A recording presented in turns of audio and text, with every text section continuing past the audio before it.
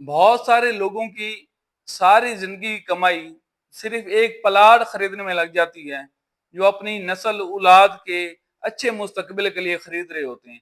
लेकिन इनमें से भी अक्सर ऐसे बदकिस्मत होते हैं जिनके साथ फ्रॉड हो जाता है। पाकिस्तान में रियल स्टेट का फ्रॉड एक बहुत बड़ा स्कैम रहा है हमेशा, और इसके लाखों मुतासरीन हैं। अब होता क्या है कि रियल स्टेट और हाउसिंग सोसाइटीज को रेगुलेट करने के लिए हर जिले में एक डेवलपमेंट अथॉरिटी होती है, जिसने कॉलोनी या हाउसिंग सोसाइटी बनानी होती है। वहां से वो इजाजत बकायदा लेता है। अब इसमें दो किस्में हैं। पहली ऐसी किस्म होती है कि कुछ लोग इजाजत नहीं लेते, जमीन के टुकड़े पे बैठते हैं, उसकी कटिंग करना शुरू कर देते हैं और उसके प्लाट सेल करना शुरू करते हैं। अब जिस बंदे ने इन्वेस्टमेंट करनी होती है, वो भोला सीधा साधा बंदा जो कानून से वाकिफ नहीं होता, वो जाकर वहां पैसे इन्वेस्ट करता है, प्लाट खरीद लेता है। जब इस तरह की शिकायतें जाती हैं तो डेवलपमेंट अथॉरिटी क्या करती है, वो एक आम सी अखबार में एक नोटिस दे देती है कि फलां फलां कॉलोनी हमसे रजिस्टर्ड नहीं है, आप वहां प्लाट ना खरीदें। अल्लाह के बंदों, हर प्लाट खरीदने वाला अखबार थोड़ी ना पढ़ता है। जब सिस्टम आपको पावर्स दे रहा है, कानून आपको इतनी पावर्स देता है, तो इनके इनसे इतना नहीं होता जो लाखों रुपए तनख्वाह लेते हैं कि ग्राउंड का विजिट करें, उसे उनके दफ्तर बंद करवाएं, वहां फिजिकली बोर्ड नस्ब करवाएं, इनके खिलाफ मुकदमात करवाएं जो बगैर इजाजत के वहां कॉलोनियां काट रहे होते हैं। अब जो बगैर इजाजत के कॉलोनी काट रहे होते हैं, वो क्यों करते हैं? वो ऐसा इसलिए करते हैं, पहला तो वो अपना पैसा बचाना चाहते हैं, क्योंकि जब भी डेवलपमेंट अथॉरिटी किसी कॉलोनी की इजाजत देती है तो पर मरले का हिसाब से फीस वसूल करती है।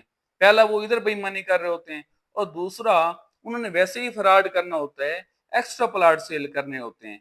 नंबर टू, जो सबसे बड़ा मसला है वो ये है हमारे मुल्क में कि किसी फर्म ने जब हाउसिंग सोसाइटी बनानी होती है तो डेवलपमेंट अथॉरिटी से इजाजत लेता है कि मैंने 4 कनाल पे या 8 कनाल पे हाउसिंग सोसाइटी बनानी है।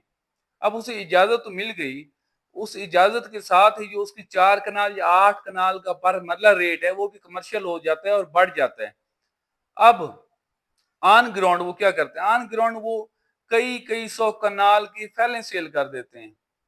वहां से इजाजत हो गई, वहां से इजाजत होने के बाद उन्होंने बकायदा लिख दिया कि फलां डेवलपमेंट अथॉरिटी से मंजूर शुदा। अब वो मंजूरी तो उन्हें मिल गई। अब मंजूरी मिली 4 कनाल की, उन्होंने ऑन ग्राउंड 1000 कनाल की फैलें सेल कर दी। अब ऐसा क्यों होता है? ऐसा इसलिए होता है कि जो फाइल होती है उसका प्रॉपर कोई सिस्टम नहीं होता, ना डेवलपमेंट अथॉरिटी के पास, ना ही अराजी रिकॉर्ड सेंटर के पास, ये उनके खाते से मैनेज नहीं होती। और मैं हैरान हूँ कि इस तरह के कुंद ज़ेन लोग इतने बड़े बड़े ओहदों पे बैठे हैं, जिनमें कॉमन सेंस ही नहीं है, जो एक छोटा सा सिस्टम ही डेवलप नहीं कर पा रहे कि अगर 4 कनाल की इजाजत दी है तो जो बंदा फाइल खरीद रहा है किसी सोसाइटी की, उस फाइल का बकायदा सिस्टम इंदराज हो और बकायदा वहां से वो मैनेज होती जाए।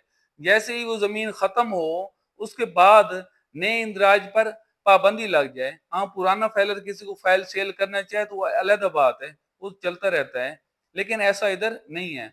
अब प्रॉपर्टी जो हाउसिंग सोसाइटी बना रहा होता है, वो फाइलें सेल करता रहता है और बाद में पता चलता है वो लोगों के अरबों रुपए लेकर रफू चक्कर हो गया।